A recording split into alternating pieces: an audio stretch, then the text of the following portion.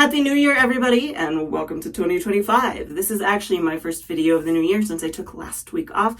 And being my first video, I wanted to try to make a video that I hoped would be helpful to as many people as possible. The idea that I had was kind of this idea of like a New Year's reset, hopefully set you up for success going into the new year with your wavy curly hair journey. I'm going to walk you through this routine that I put together for myself. This is what tends to work best for me. However, I will be talking about variations on each and every step throughout this so that you can cater this to your own particular needs, because I know just as well as anybody else that all of our hair is different and all of our needs are different. That being said, if you were new to my channel, hi, my name is Lena and welcome to my bathroom. And if you do like wavy curly hair content like this, please do like and subscribe. It helps me out a ton. I will make sure to link any products that I mention or any products that I use down in the description box below. For this particular routine, I personally decided to go a little bit higher end, partially just because I have the products. What better time to use them? I am also aware that not everybody can afford those, so I will try to give as many alternatives as possible. Let's move into this routine, and this whole thing actually starts before you even hop in the shower. What we are going to do before we hop in the shower is we're going to do some sort of pre-treatment. The type of pre-treatment you do is going to really depend on your hair and your hair's personal needs. If you feel like your hair is just extremely damaged and you really want to throw a lot at it, you could go with some sort of bond repair treatment. Some options could be something like the Curlsmith Bond Curl Rehab Salve, or another option could be something like the Olaplex No. 3. There's also a L'Oreal pre-treatment that's meant to be bond repair. Any of those you could try on your hair to really throw a lot at it, see if you can get some good repair to it. Another thing you could do, and what I actually chose to do in my routine, is go in with an oil before you get in the shower. I personally chose the Curlsmith bonding oil. I sectioned my hair off just to really help me work this through a little bit more easily. And I went in on the bottom with a little bit of this to help me detangle the strands on the bottom, as well as really just get this oil on my hair and let it sit. What this can do for you, a couple of things. One, it just helps detangle your hair before you get in the shower. In addition to that, oils can actually also help to get rid of buildup that's on your hair. This can help kind of soften that buildup on your hair, so when you do go in and wash, it washes out much more easily, and it just has a lot of nourishment that it gives to your hair. It also helps protect your hair from the harsher types of shampoos that we're going to use going forward with this routine. I chose to use the bonding oil from Curlsmith because it does work pretty well for my hair. I do find that working this between my strands, it helps detangle my hair really easily, and then also it has bonding abilities to it, I guess. My hair is relatively healthy. I didn't feel like I needed to go in and throw the full treatment at it, but I just felt like I needed a little bit of a boost. If you're looking for a more budget-friendly option that's very similar to this, I really like the Shea Moisture Bonding Oil. It's about half the price, and it has really good slip to it. It works really easily through the hair. The last thing you can do right here before you hop in the shower is, if you find that you have a really dry, itchy scalp, especially because 'tis the time of year for that, right? You could go in with some sort of scalp treatment. I don't currently have one that I'm using. I ran out of mine. I need to purchase something else, but the one that I've used in the past is the Pacifica Scalp Love. I'll leave a link down below. I think I threw the bottle away, or it's somewhere in my cabinets. I don't really want to dig it out. Now we are hopping into the shower, and the first thing that you need to ask yourself is, do I have hard water? If you don't know the answer to that, the easiest way to really tell is to just look at all your faucets. If they have some sort of white buildup on them or green buildup on them, then you probably have hard water. Other ways you can tell is you can look it up online. You could just put in your address and say, do I have hard water? You buy a little test kit and test if you have hard water. Now, the reason that this is important is because hard water, the minerals and the metals in it, can actually build up on your hair. As they build up in your hair, they can stretch it out and cause a lot of problems. They can make it look scraggly. They can make it feel dry. So if you feel like you've been struggling more with dry hair recently, it could actually be hard water buildup. What it's doing is it's blocking any of your moisturizing products from actually being able to penetrate your strands. If that's the case, what you need to do is you need to go in with a chelating shampoo. So a chelating shampoo is a shampoo that has ingredients in it that are going to help strip those minerals and such out of your hair. The one that I tend to prefer and the one I use for this routine is the Ion Hard Water Shampoo, partially because it's not horribly expensive. It's also pretty available. You can buy it on Amazon. If you are looking for something else, I believe L'Oreal Paris has one now that's a hard water shampoo. If you are looking for a higher budget option, I know We Dad has a line of hard water products. Malibu Sea also has some options as well. On the other side, if you don't have hard water, you live either in an area that is softer water, or maybe you have a water softener on your house, you could go in with something that's just more of a clarifying shampoo. I don't have a ton right now that I would recommend, but part of it is if I need to clarify my hair, I always go in with a chelating shampoo because I do have hard water. But if I don't don't want to go in with this one, this is the one I've been going in with recently. This is the Cantu Avocado Hydrating Shampoo. I don't know why they say it's hydrating because this makes my hair feel so squeaky, but that does mean that it's good for this purpose. A good way you can tell if a shampoo is clarifying is one, just look for clarifying shampoos. A lot of them will say that they're clarifying on them. Another way you can tell though is if it has sodium C14, 16 olefin sulfonate in it. Particular product, that's a second ingredient. I have a lot of shampoos that have that. And also if your hair just feels squeaky after using it, it's probably more on the clarifying side. So those could be options as well. What I did is I hopped in the shower. I used specifically the Ion Hard Water Shampoo because I do have hard water in my area, wanting to make sure that any of the problems I'm having aren't hard water related. The other thing that you really want to do is make sure you go in and do a double cleanse. Unless your hair is feeling extremely squeaky after the first one, then go ahead and skip it. But if your hair is not lathering a ton on the first one, you feel like you're okay going with a second cleanse, I highly recommend it because again, we're just helping to make sure we're covering all our ground, really get everything out of our hair. And then obviously you're going to rinse that out and we're going to go in with our next product, which since we just stripped everything out of our hair, we need to put some stuff back in it. I highly recommend a hair mask. How do you decide what kind of hair mask you want to use? This is going to depend on your own personal needs and what's going on with your hair. If you are struggling with some sort of damage to your hair and you want to use a bond repair product, there's a lot of good ones on the market now. You can actually find a lot that are more budget friendly as well. The benefit of a lot of these bond building products that are more on the budget friendly side is they do tend to have things like proteins in them, but they're also really nice and balanced, so they also have a lot of good moisture to them. Some of the ones that you can find on the market are things like the Not Your Mother's Bond Building Curl Talk Mask. This is the shampoo. I grabbed the wrong product. That's okay, we're gonna go with it. Other alternatives, L'Oreal came out with a bond repair mask as well. So you could go in with something like this. This is also the shampoo. I'm on a roll today. Marc Anthony also has a bond repair mask that you could try. This one does have silicone in it, as does the L'Oreal Paris one. And then another option is the Shea Moisture Bond Repair Mask. So if you would like to try a cheaper bond repair product, all of these are under $15, I believe. Those could be some good options. Other things to keep in mind is if your hair tends to be chronically dry. If you really struggle to keep moisture in it throughout the week, you're going to want to go in with a hair mask that is really nice and moisturizing. I don't really use a ton of these because that's not my personal need. The one that I have been using recently that is more on the moisturizing side would be the Mielle Rosemary Mint Strengthening Hair Mask. They're saying it's strengthening. It doesn't really have any proteins in it. The strengthening ingredient is the biotin that's in it, but this is a good option if you need some good moisture to your hair, but not a ton. If you need something really rich and moisturizing, really anything that says it's meant for curly hair is going to be slightly on the more moisturizing side. My personal struggle tends to be because I have fine hair. I need something that's more on the protein side because fine hair is really easily over moisturized. Some options for that, first off, would be the Shea Moisture Manuka Honey and Yogurt Protein Power Treatment. This is a more budget friendly option that you could reach for. This one isn't extremely high in protein. It's kind of halfway down the list, so it's kind of like a good balancing product if you need just a little bit of strength but also a little bit of moisture. The one that I used for this routine, however, was the Briogeo Don't Despair Repair a Deep Conditioning Mask. This isn't necessarily a protein treatment, which is an option if you feel like you really need a lot of good protein, but this is a good one to use if you need just a little boost in protein. Again, it has a lot of good balance to it. It's going to give you a little bit of moisture to your hair as well. So I took this in my hands because I detangled my hair with that pre-treatment. I didn't really have to use this to detangle my hair. Just apply it to both sides, rake it through, and then just follow the instructions. Every product is going to have different instructions. This particular one said to leave it in for 10 to 15 minutes, so that's what I did before rinsing it out and then getting out of the shower. When you are doing a full-on hair reset and you're really trying to diagnose the problems with your hair, I do recommend doing a wash now, style later routine, which means that you wash your hair and then you let it dry the rest of the way before you go in and style it another day. The reason that I think this is really beneficial, it gives you a lot more information because once you style your hair, you're putting all sorts of products on top of it. You can't really get a proper feel for it. By washing your hair and then letting it dry, you could feel it to see, does it feel stronger, i.e. did I use a protein treatment and that actually worked for me? Or if you use some sort of moisturizing mask on your hair, did this give me enough moisture? That helps you kind of determine what products you need to use after the fact, or maybe on your next routine you need to go in and again do another separate mask or something like that. When I do a wash now, style later routine, what I do is I hop out of the shower, scrunch any extra water out of my hair because you really don't need it, and then I do like to go in with some sort of leave-in conditioner, something that's going to help give just a little bit of moisture to my hair but also give it some protection. Some options that I've been going for recently when I do this, I do like the Trailex Untie the Knot.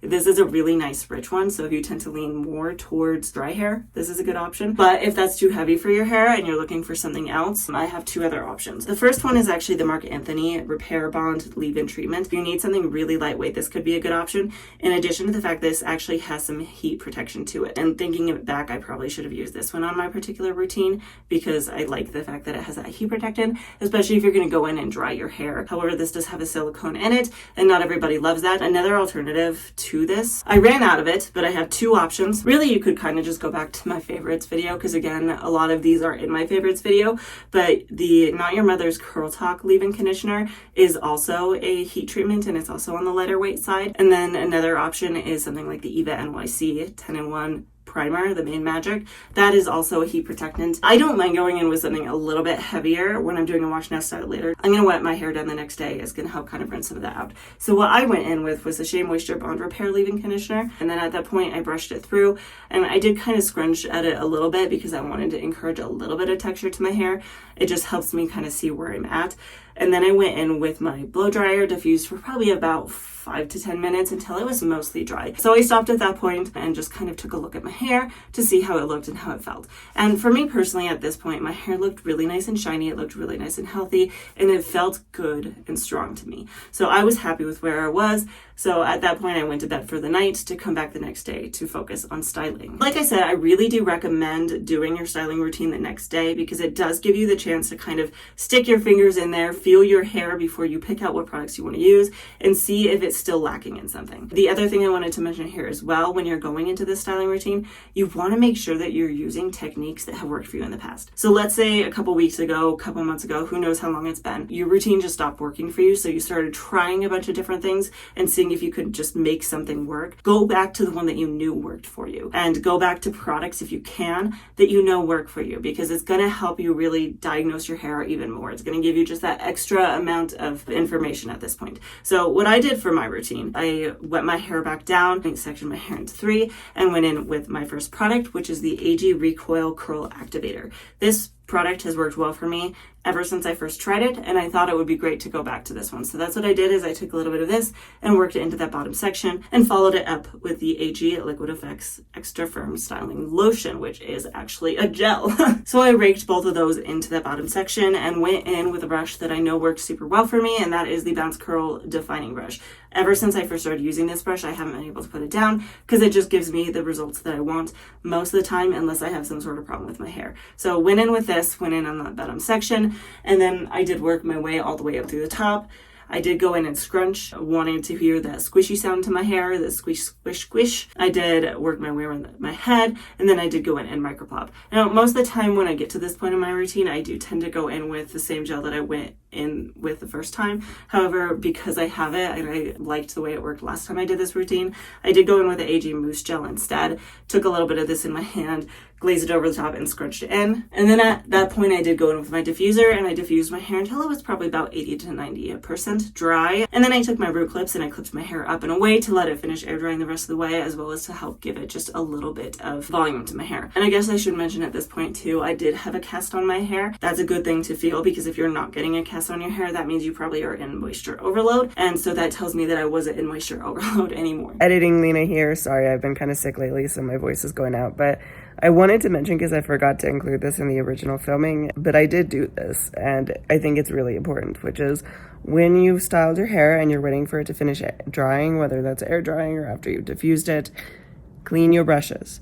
If you don't get in the habit of cleaning them, then this is a good time to start, because dirty brushes can have an impact on your hair. So if you've been struggling with your hair, it could be your brushes, even if it's just what you're using to distribute product, or if it's the brush you use to help detangle with, or if it's a brush that you use to style with. Clean them, just put them in some hot water with some soap, let them soak for a while. It'll help, I promise. So at that point, I just let my hair dry the rest of the way before coming back. I did actually fluff and scrunch, and then after I fluffed and scrunched, I did go in with the Curlsmith Flawless Finish Curl Enhancing Hairspray, the flexible hold one. I spritzed this over my hair, and then I let it dry, fluffed it up again, and these were my final results.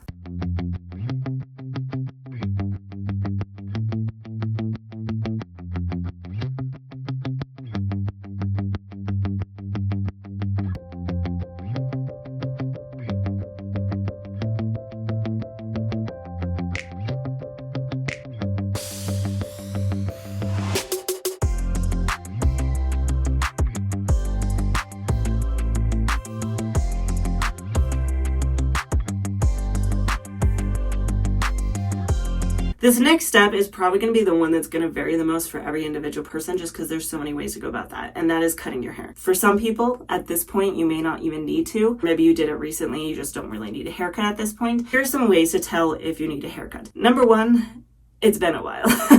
Even the person with the healthiest hair still needs to trim their hair every now and then. And how often you need to do it really just depends on your hair, how healthy it is, and things like that.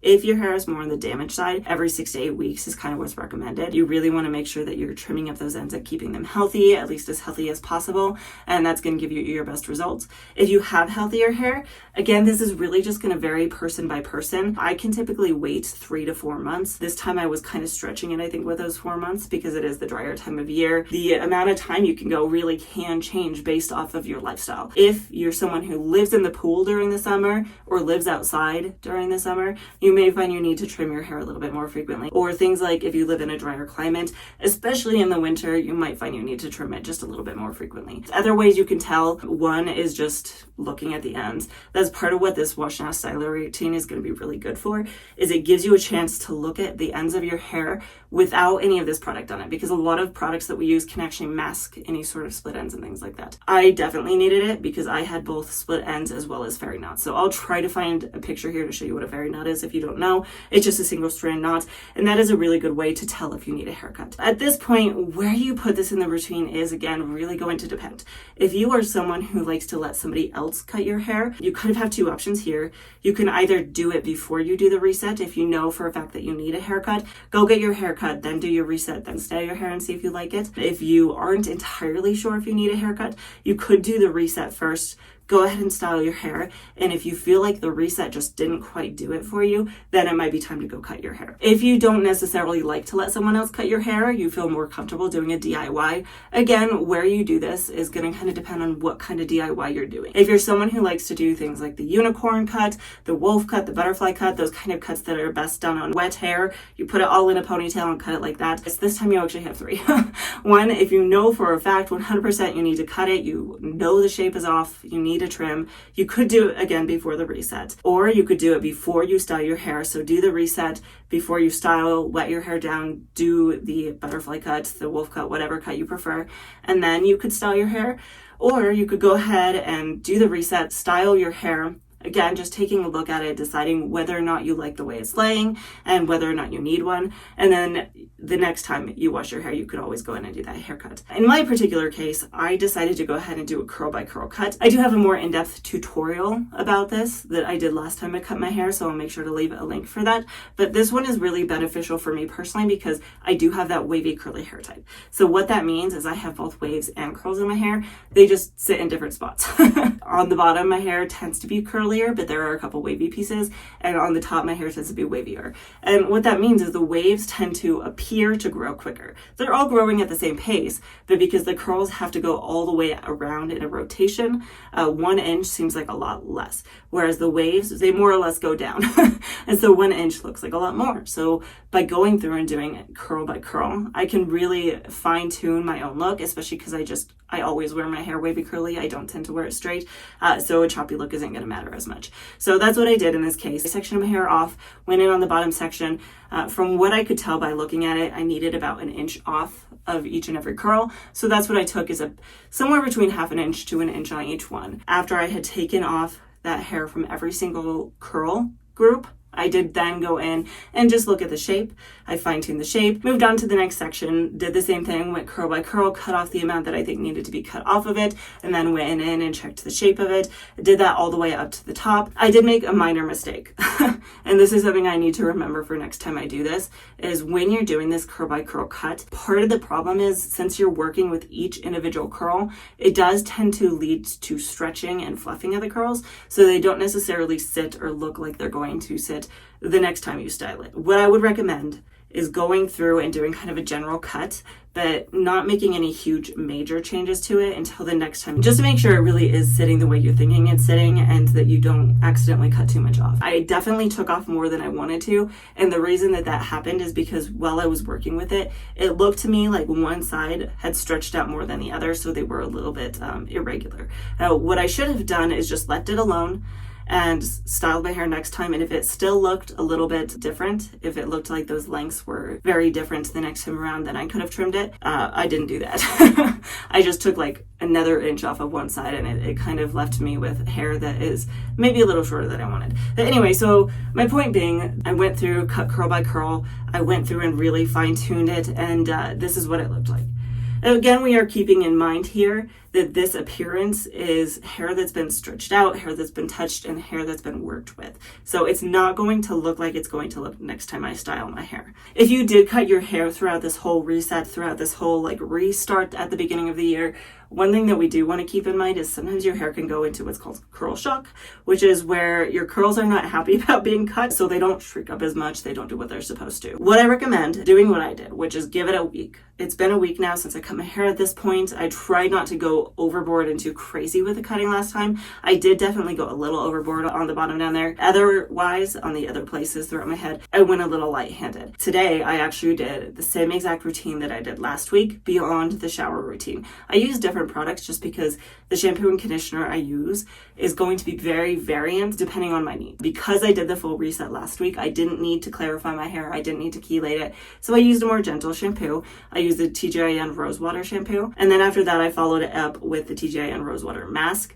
The reason I chose the mask is just because I have a lot of more moisturizing masks, and because I don't need moisturizing masks, I use them more like conditioner, and I just leave them in for less amount of time so they don't over moisturize my hair. So I put this in, left it in for like 3 to 4 minutes, and then I rinsed it out before coming in and doing the same exact routine. I did make one difference. I came in with my hair soaking wet like I always do, but before I section it into 3, I did actually go in with the Curlsmith Miracle Shield. I realized I should have done this last week as well, but this is a heat protectant and it's going to help protect your hair from diffusing, so I figured it was a good addition to the routine. Yell at me in the comments if you need to. But beyond that, I did the same exact routine. I went in first with the AG Recoil. This time around, I did try to go in with just a little bit less because 2 reasons. One of which is I cut hair off. I have less of it, so I should probably go in with less product. The other reason that I took a smaller amount is because I did recognize that I probably took too much last time, because especially this recoil is in this pouch. It's really easy to get too much out. So I was just more conscious of it this time around and put in the amount that I thought I needed.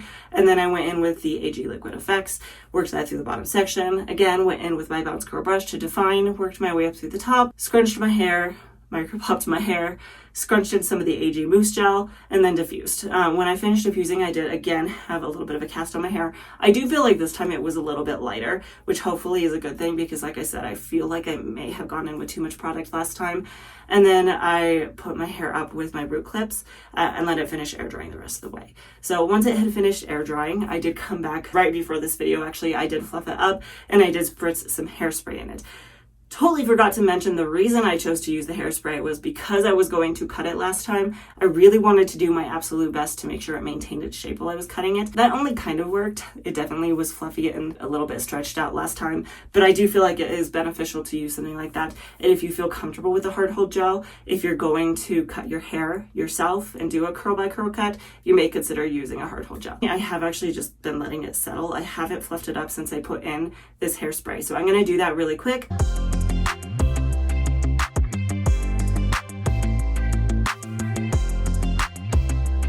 My hair wants to sit in a slightly side part today, and I'm not going to force it otherwise, so I'm going to leave it that way, especially because it looks really cute. But these are my final results.